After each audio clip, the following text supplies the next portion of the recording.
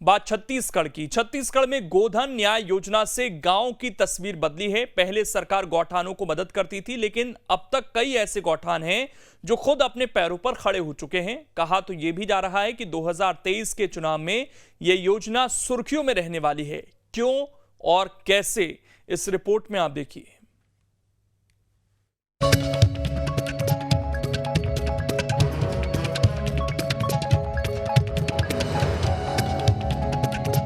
छत्तीसगढ़ में गोठानों की कमाई, 2023 में इसी योजना पर लड़ाई।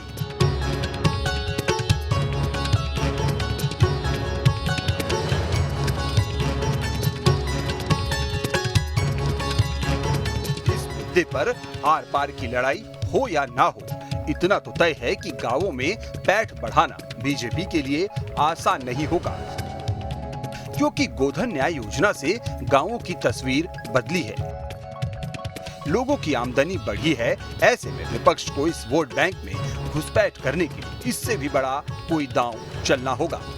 जब गोधन न्याय योजना शुरू हुई थी तो गोठानों को सरकार मदद करती थी, हालांकि वो राशि अब भी दी जाती है, लेकिन अच्छी बात यह है कि अब कई गोठान खुद अपने पैरों पर खड़े हो चुके हैं। आंकड़े बताते हैं प्रदेश में 8,408 गोठान हैं। इनमें से 36% यानी 3,089 स्वावलंबी हो चुके हैं। ये गोठान अपने पैसों से गोबर की खरीदी करने लगे हैं। खास बात यह है कि गोठान में महिलाओं को रोजगार भी मिल रहा है।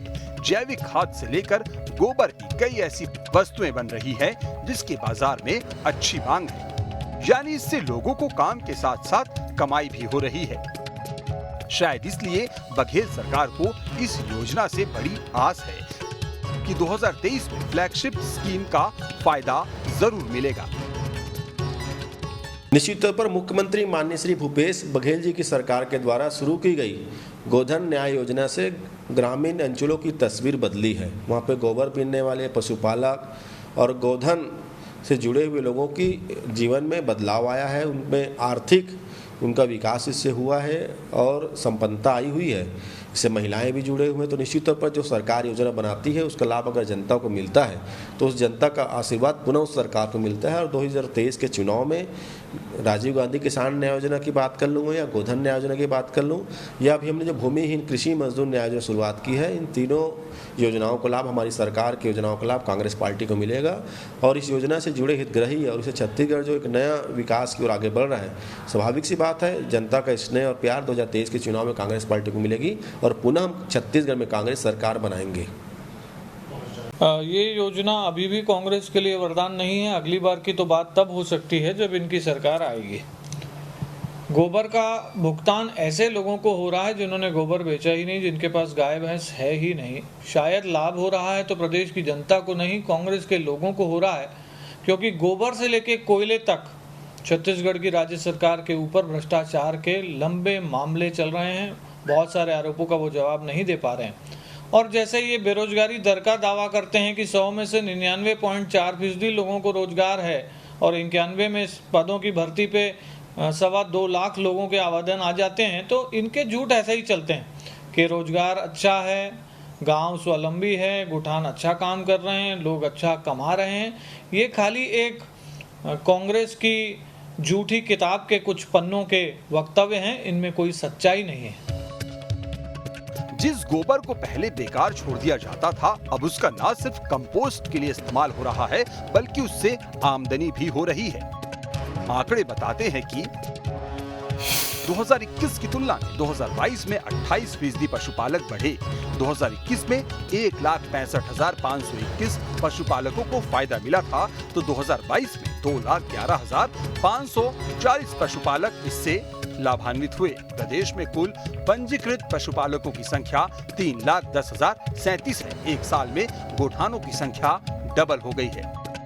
मतलब ये कि गोधन न्याय योजना से जुड़ने वालों की संख्या तेजी से बढ़ रही है। अब आपको बताते हैं कि ये योजना है क्या और इससे कैसे फायदा हो रहा है। तो दरअसल गोधन न्याय योजना में गोबर की खरीदी होती है। गोबर से वर्मी कंपोस्ट तैयार होता है। करीब 16 लाख क्विंटल कंपोस्ट तैयार हो चुका है।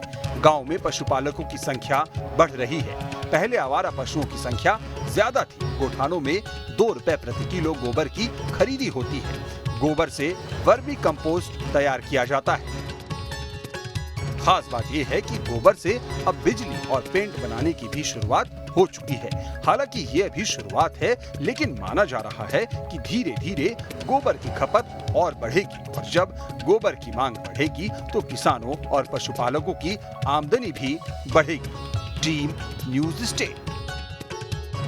छत्तीसगढ़ सरकार की महत्वाकांक्षी योजना गोधन न्याय योजना के माध्यम से गौठानों की तस्वीर बदल रही है और ग्रामीण इलाकों की तस्वीर बदल रही है। कारण यही है कि गोधन न्याय योजना के तहत लोगों को लगातार लाभ देने का काम प्रदेश सरकार कर रही है। यही कारण है कि इस योजना के माध्यम से आगामी चुनाव में हाथ आजमाने की तैयारी में कांग्रेस एक बार फिर से जुटी हुई है, लेकिन छत्तीसगढ़ का विपक्ष इससे इत्तेफाक नहीं रखता। छत्तीसगढ़ के विपक्ष का कहना है कि यह योजना वरदान तब साबित होगी जब कांग्रेस सत्ता वापसी करेगी। मतलब साफ है कि बीजेपी के हिसाब से इस योजना का लाभ लोगों तक नहीं पहुंच रहा है। वीडियो जर्नलिस्ट प्रमोद दिवांगन के साथ अंकुश शर्मा, न्यूज स्टेट मध्य प्रदेश, छत्तीसगढ़। अब इसमें खबर तो यह है कि गोधन न्याय योजना की चर्चा दूसरे राज्यों में भी होती है। कई राज्यों ने योजना को मॉडल माना। ऐसे में 2023 में गोधन न्याय योजना का मुद्दा बनना तय है।